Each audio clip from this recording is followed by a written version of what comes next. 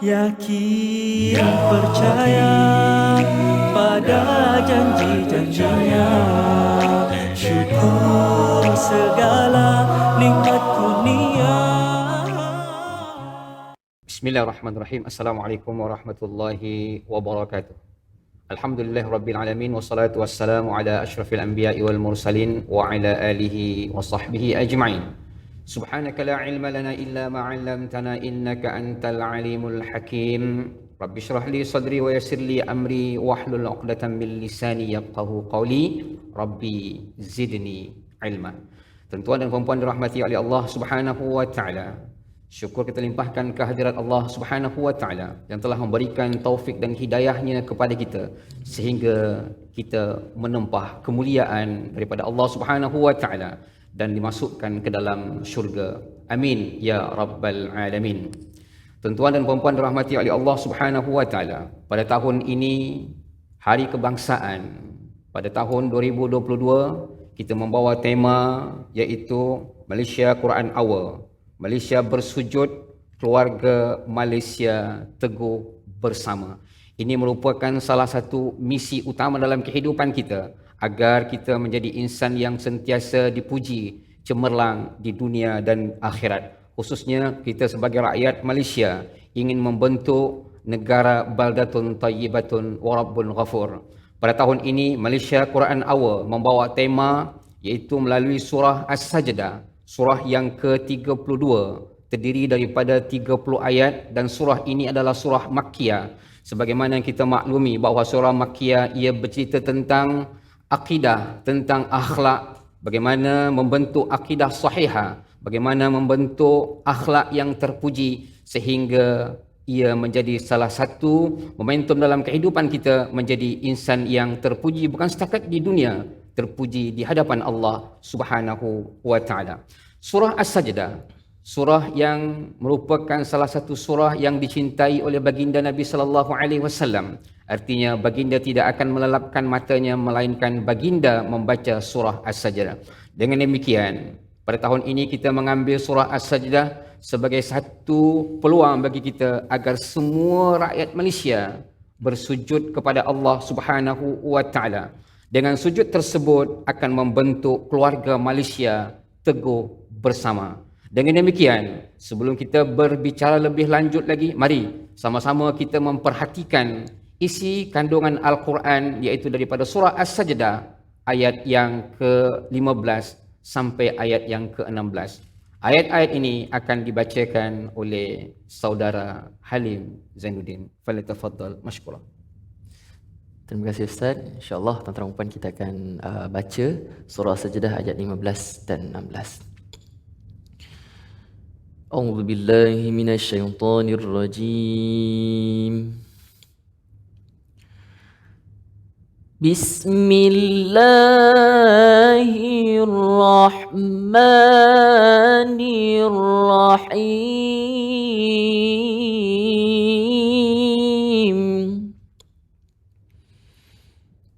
إنما يؤمن بآياتنا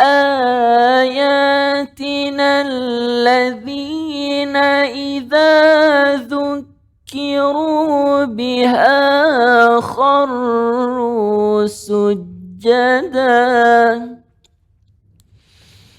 وسبحوا بحمد ربهم وهم لا يستكبرون.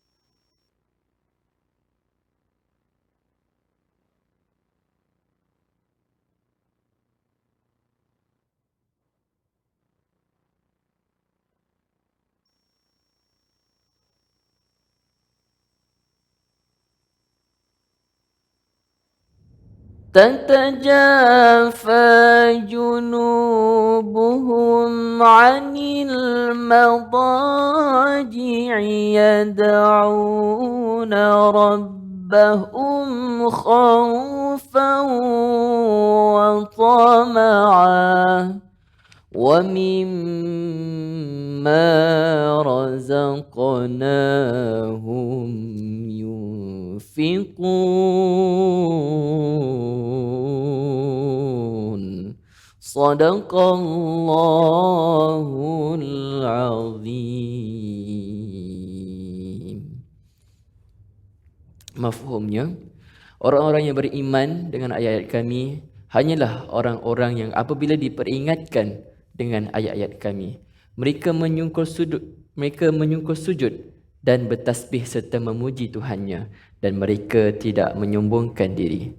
Ayat yang ke-16, perut mereka jauh daripada tempat tidurnya, mereka berdoa kepada Tuhannya dengan rasa takut dan penuh berharap, dan mereka menafkahkan sebahagian daripada rezeki yang kami berikan kepada mereka. Wallahu a'lam. Terima kasih kepada saudara Halim yang telah membacakan ayat suci Al-Quran sebentar tadi, iaitu daripada surah As-Sajdah, surah yang ke-32 daripada ayat 15 sampai ayat yang ke-16. Dapat kita fahami bahawasanya surah As-Sajdah surah yang amat dicintai oleh baginda Nabi sallallahu alaihi wasallam. Kenapa baginda mencintai surah tersebut? Sebab surah tersebut ada mesej yang amat penting yang harus dijalankan dalam kehidupan kita.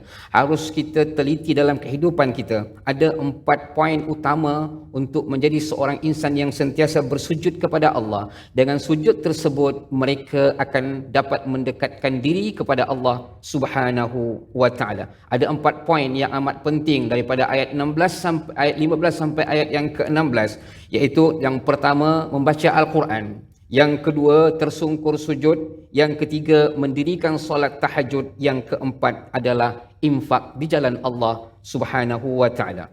Sebagai seorang insan yang beriman kepada Allah, innama yu'minu bi ayatina alladhina idza dzukkiru biha kharru sujjada wa sabbahu bihamdi rabbihim wa hum la yastakbirun. Sebagai seorang mukmin yang sejati, mereka sentiasa berzikir kepada Allah Subhanahu wa ta'ala. Mereka sujud kepada Allah Subhanahu wa ta'ala, kemudian mereka bertasbih, mereka bertahmid. Di ujung ayat itu adalah menyebutkan la yastakbirun, mereka tidak menyombongkan diri kepada Allah Subhanahu wa ta'ala. Apabila seseorang tidak menyombongkan diri, apabila seorang beriman kepada Allah dengan penuh keimanan yang teguh, artinya mereka dapat menghindarkan diri daripada sifat sombong, sifat yang tidak diridhai oleh Allah Subhanahu wa ta'ala.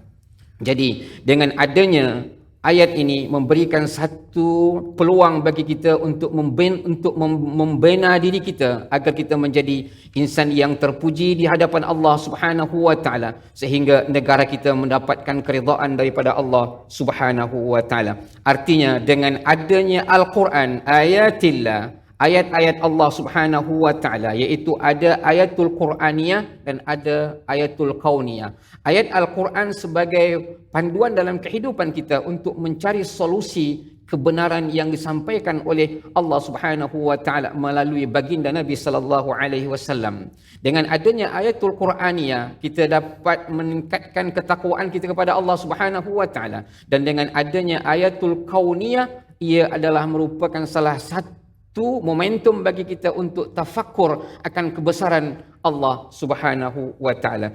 Dengan adanya ayatul Quraniyah dan ayatul Kauniyah akan membentuk manusia menjadi insan yang terpuji di hadapan Allah Subhanahu wa ta'ala. Bila mereka melihat ayatul Quraniyah dan melihat ayatul Kauniyah, mereka akan meyakini sentiasa akan membaca Al-Quran, mereka akan tersungkur sujud, mereka sentiasa zikrullah, dan tak lain tak bukan ini adalah salah satu peluang bagi seorang insan yang beriman akan sentiasa menginfakkan harta mereka di jalan Allah Subhanahu wa ta'ala. Kita perhatikan pada ayat yang ke-15 sebentar tadi, innama yu'minu bi ayatina alladhina idza dzukkiru biha kharru sujjada wasabbahu bihamdi rabbihim wa hum la yastakbirun. Namun apa yang mereka ingin lakukan setelah mereka beriman kepada Allah, setelah mereka berzikir kepada Allah, maka jawapan dia adalah pada ayat yang ke-16. Kami minta kepada saudara Halim Zainuddin untuk mengulangi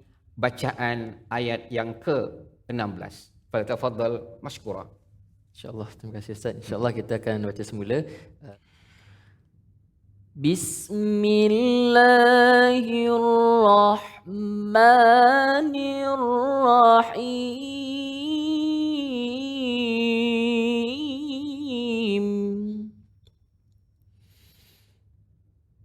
تتجافى جنوبهم عن المضاجع يدعون ربهم خوفا وطمعا ومما رزقناهم ينفقون صدق الله العظيم. Itulah ayat daripada ayat 16 surah Sajdah yang mafhumnya perut mereka jauh daripada tempat tidur, mereka berdoa kepada Tuhannya dengan rasa takut dan penuh berharap, dan mereka menafkahkan sebahagian daripada rezeki yang kami berikan kepada mereka. Menarik pada ayat ini, setelah Allah Subhanahu wa taala menyebutkan tentang beriman kepada Allah Subhanahu wa taala, apa yang mereka lakukan dengan penuh keimanan ketakwaan kepada Allah Subhanahu wa taala. Mereka sujud dengan hati yang penuh khusyuk kepada Allah Subhanahu wa taala, dengan hati yang penuh ikhlas sujud kepada Allah Subhanahu wa taala. Mereka bangkit tengah malam. Tujuan apa? Bermunajat kepada Allah Subhanahu wa taala. Di sinilah misi Malaysia Quran Awal pada tahun ini, mengajak kita semua, menyeru kita semua untuk bersujud kepada Allah dengan melaksanakan tahajud bangkit tengah malam. Ini adalah merupakan salah satu hubungan kita kepada Allah, hablum minallah, secara horizontal. Kemudian secara vertikalnya, bila kita bangkit daripada tempat tidur, kita menunaikan solat tahajud. Kemudian pada waktu pagi, apa yang kita ingin tunaikan? Infak di jalan Allah Subhanahu wa taala, iaitu hablum minan nas, secara hubungan vertikal sesama manusia. Artinya setiap insan yang melaksanakan hubungan dengan Allah Subhanahu wa taala, dengan melaksanakan infak di jalan Allah Subhanahu wa taala, maka terhakislah dalam diri mereka sifat kesombongan kepada Allah dan sifat kesombongan kepada manusia. Bila ini berlaku dalam kehidupan kita, maka jadilah negara kita negara yang sentiasa dirahmati oleh Allah Subhanahu wa taala. Bila setiap keluarga melaksanakan keimanan penuh kepada Allah Subhanahu wa taala dengan berzikir, infak dan sedekah dan bangkit tengah malam bersama ahli keluarga, apa yang akan terjadi? Jadilah keluarga Malaysia teguh bersama dalam misi Malaysia bersujud kepada Allah Subhanahu wa taala. Bila setiap ahli keluarga, organisasi dan pemimpin rumah tangga dan pemimpin rumah tangga, mereka akan sentiasa sujud kepada Allah Subhanahu wa taala. Bila semua ahli keluarga dan pemimpin organisasi dan negara melakukan hal yang demikian, apa yang terjadi? Jadilah negara tersebut dipimpin oleh orang-orang yang diridhai oleh Allah Subhanahu wa taala, maka jadilah negara baldatun thayyibatun wa rabbun ghafur. Jom mari sama-sama kita memperhatikan surah As-Sajdah pada ayat yang ke-24. Ia akan membicarakan tentang bagaimana sosok pemimpin yang ingin diraih dalam kehidupan kita. Maka kita dengarkan ayat tersebut yang akan dibacakan oleh saudara Halim Zainuddin. Falyatafaddal mashkura. Baik, insya-Allah tuan-tuan dan puan, kita akan bacakan ayat yang ke-24 surah As-Sajdah. A'udzu billahi minasyaitonir rajim. Bismillahirrahmanirrahim. وَجَعَلْنَا مِنْهُمْ أَئِمَّةً يَهْدُونَ بِأَمْرِنَا لَمَّا ما صبروا وكانوا بآياتنا يوقنون وكانوا بآياتنا يوقنون صدق الله العظيم. Dan kami jadikan di antara mereka itu pemimpin-pemimpin yang memberi petunjuk dengan perintah kami selama mana mereka bersabar, mereka meyakini ayat-ayat kami. Menariknya tuan-tuan dan puan rahmati oleh Allah Subhanahu wa taala, ayat ini merupakan ayat panduan bagi kita yang diberikan oleh Allah Subhanahu wa taala kerana kita semua adalah pemimpin, baik pemimpin rumah tangga, pemimpin organisasi dan pemimpin negara. Artinya bila Allah Subhanahu wa taala memberikan satu panduan yang amat hebat dalam surah ini, maka terjadilah apa yang tidak pernah kita bayangkan, iaitu negara baldatun tayyibatun wa rabbun ghafur.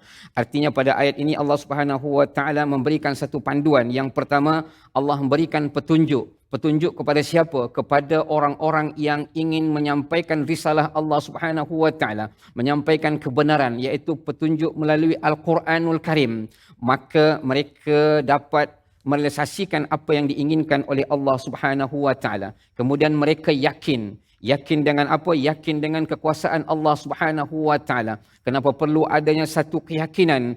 Bahwasanya keyakinan ini akan dapat memberikan satu dorongan dalam kehidupan kita agar kita menjadi insan yang terpuji di hadapan Allah Subhanahu wa taala. Maka sebagai ketua rumah tangga, sebagai pemimpin, sebagai rakyat, maka hendaklah mereka bersabar dalam menyampaikan risalah dakwah, dalam menyampaikan satu kebaikan, dalam menyampaikan nasihat yang baik, nak mengajak manusia untuk bersujud di jalan Allah Subhanahu wa taala, kenalah sabar, sebab ganjaran orang yang sabar iaitu syurga diberikan oleh Allah Subhanahu wa taala. Jadi setiap pemimpin yang adil, pemimpin yang diberkati oleh Allah Subhanahu wa taala, mereka sentiasa bangkit tengah malam sujud kepada Allah Subhanahu wa taala. Mereka menginfakkan harta mereka di jalan Allah Subhanahu wa taala. Jika demikian, jadilah mereka sebagai pemimpin rumah tangga yang baik, sebagai pemimpin rumah tangga yang dimuliakan oleh Allah Subhanahu wa taala, sebagai pemimpin organisasi, sebagai pemimpin negara. Maka bila seseorang menjadi pemimpin yang mendapat petunjuk dan sabar dengan apa yang diberikan oleh Allah Subhanahu wa taala, mereka akan membawa sesuatu kerangka fikir Al-Quranul Karim yang mendorong manusia untuk lebih dekat kepada Allah Subhanahu wa taala. Maka apa yang telah kita sebutkan di awal tadi, ada 4 formula dalam surah As-Sajdah ayat 15 dan ayat 16 itu merupakan salah satu cerminan dalam kehidupan kita. Yang pertama, banyak membaca Al-Quran. Yang kedua, tersungkur sujud. Kemudian yang ketiga, mendirikan solat tahajud. Kemudian yang keempat adalah berinfak di jalan Allah Subhanahu wa taala. Maka apabila 4 perkara ini dapat kita realisasikan dalam kehidupan kita, maka jadilah kita menjadi insan yang terpuji di hadapan Allah Subhanahu wa taala. Dengan demikian, Allah akan menganugerahkan kepada kita iaitu baldatun tayyibatun wa rabbun ghafur. Inilah yang menjadi cita-cita seluruh umat manusia, khususnya rakyat Malaysia. Maka pada tahun ini kita ataupun kami menyambut Malaysia Quran Hour, iaitu bertemakan Malaysia bersujud kepada Allah Subhanahu wa taala. Kenapa bersujud? Agar tercermin daripada keluarga Malaysia teguh bersama. Dengan demikian, mudah-mudahan Allah Subhanahu wa taala mencurahkan rahmat dan kurnia-Nya kepada kita sehingga kita menjadi insan yang terpuji di hadapan Allah Subhanahu wa taala dan negara diredai oleh Allah Subhanahu wa taala sehingga menjadi negara baldatun tayyibatun wa rabbun ghafur.